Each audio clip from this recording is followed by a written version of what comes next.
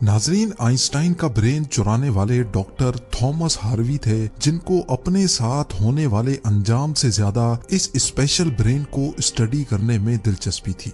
कुछ दिनों के बाद जब प्रिंसटन हॉस्पिटल को डॉक्टर हार्वी की इस हरकत का पता चला तो उनको अपनी जॉब से हाथ धोना पड़ा। लेकिन डॉक्टर हार्वी आइंस्टाइन के बेटे हंस अल्बर्ट से जैसे तैसे करके ये परमिशन लेने में कामयाब हो गए कि वो उसके बाप के स्पेशल ब्रेन के अंदर छुपे राजों से पर्दा उठाकर उसको दुनिया के सामने लाना चाहते हैं। इस दिन के बाद से शुरू हुआ इस ब्रेन का एक लंबा तरीन सफर। डॉक्टर हार्वी एक पैथोलॉजिस्ट थे जो सिर्फ पोस्टमार्टम करना जानते थे। ये उनका सिर्फ ख्याल था कि वो इतने बड़े जीनियस के ब्रेन पर रिसर्च कर पाएंगे। अब कंडीशन ये थी कि डॉक्टर हार्वी प्रिंसटन हॉस्पिटल की जॉब से भी हाथ धो बैठे थे और अपने पैथोलॉजिस्ट का ओहदा भी।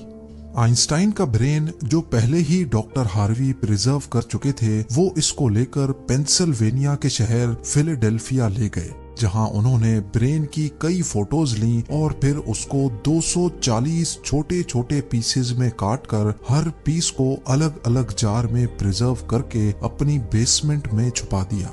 इसी मसले को लेकर डॉक्टर हार्वी का अपनी बीवी के साथ कई बार झगड़ा होता रहता था, क्योंकि उनकी बीवी अक्सर ये धमकी देती थी कि वो इस ब्रेन को उठाकर कहीं फेंक देगी। एक दिन झगड़ा इतना बढ़ गया कि दोनों मियां बीवी को डाइवोर्स लेकर अलग होना पड़ा और डॉक्टर हार्वी ब्रेन लेकर कि वो इनके ब्रेन के अलग अलग हिस्सों को दुनिया भर के बेस्ट न्यूरोपैथोलॉजिस्ट के पास डिटेल्ड रिसर्च के लिए भेजेंगे।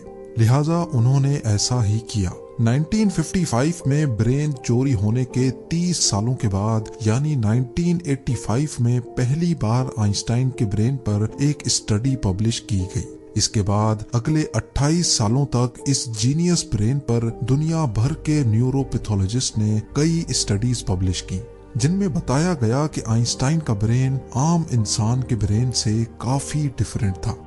सबसे बड़ा डिफरेंस ब्रेन के कॉर्पस कैलोसम नामी हिस्से में पाया गया। अब यहाँ ये जानना जरूरी है कि इंसानी ब्रेन दो अलग अलग हिस्सों में डिवाइडेड होता है। इंसान जो भी काम करता है वो ब्रेन के एक हिस्से में पहले प्रोसेस होता है और फिर ब्रेन हमारे जिस्म के उस हिस्से को सिग्नल देता है।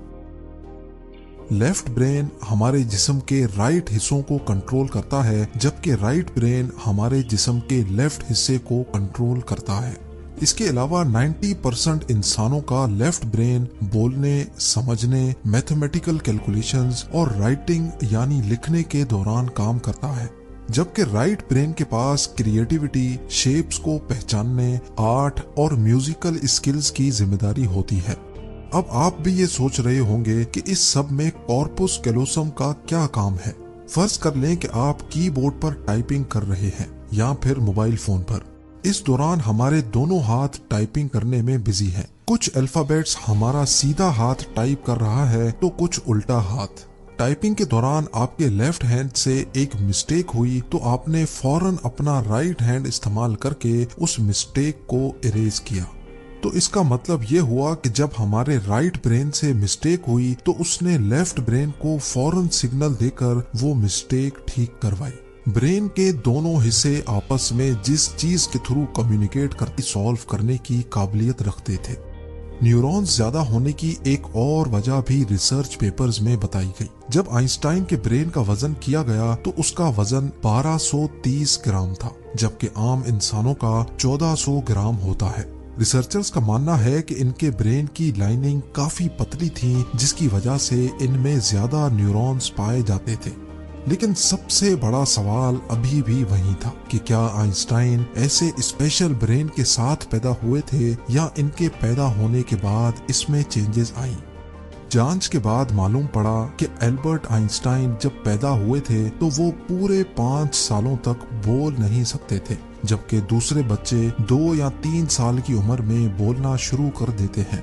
जब उन्होंने बोलना शुरू भी किया तब भी वो ज्यादा बोलना पसंद नहीं करते थे, बल्कि हमेशा अपनी सोचों में ही गुम रहते थे। उनके पास चीजों को मेमोराइज करने की पावर काफी कम थी, यहाँ तक कि उनको सिंपल मैथ्स के टेबल भी याद करने में मुश्किल होती थी। वो मैथ्स और नंबर्स को लॉजिकल तरीकों से प्रोसेस करने के मास्टर थे, ना कि उनको रट्टा लगाकर याद करने के। स्कूल लाइफ में बाकी हर सब्जेक्ट में आइंस्टाइन फेल होते थे, सिर्फ मैथ्स और साइंस वो वाहिद सब्जेक्ट्स थे जिसमें आइंस्टाइन के नंबर्स सबसे ज्यादा आते थे। जब एल्बर्ट आइंस्टाइन 12 साल के थे तब एक फैमिली टीचर अपनी ज्योमेट्री की बुक इनके पास भूल गए। हैरत अंगेज तौर पे सिर्फ एक ही दिन में आइंस्टाइन वो पूरी बुक पढ़कर अपने ज्योमेट्री के कॉन्सेप्ट्स क्लियर कर बैठे। ना सिर्फ इतना बल्कि सिर्फ 14 साल की उम्र में ही वो इंटीग्रल और डिफरेंशियल कैलकुलस के मास्टर बन चुके थे। मैथ्स और साइंस में इनकी इतनी स्ट्रॉन्ग ग्रिप थी कि जब वो क्लासरूम में कोई सवाल पूछने के लिए हाथ खड़ा करते थे तो प्रोफेसर्स घबराने लगने के बाद स्पेशल बना था, जिसकी सबसे बड़ी वजह यह थी कि जब उनको अपने सवालों का कोई जवाब नहीं मिलता था तो वो खुद अपने दिमाग की मदद से जवाब तलाश किया करते थे। छोटी उम्र में ही ऐसा करने से इनका ब्रेन उसी हिसाब से डेवलप होता गया।